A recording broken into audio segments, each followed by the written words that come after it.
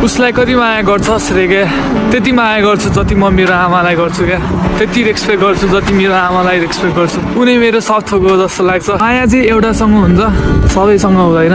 अनि माया सबैले पाउन पनि सक्दैन। कतिजनाले माया पाएर पनि कसले कदर गर्न सक्दैन। कतिजनाले चाहिँ मायाको लागि तडपिरहेको हुन्छ तर त्यो माया उसलाई बुझाउन सक्दैन। अनि कतिजनालाई चाहिँ के हुन्छ भन्दाखेरि केयरलेस हुन्छ, उसले बुझ्न सकिरहेको हुँदैन कतिवटा कुराहरू। त्यसरी नै जाँदो रहेछ लाइफ चाहिँ होइन।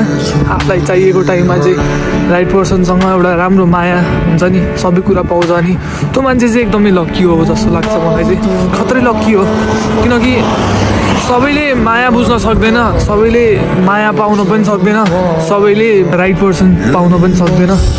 त्यही भएर भन्छु कि म त यो माया भन्ने कुरा चाहिँ एकदमै अमूल्य छ।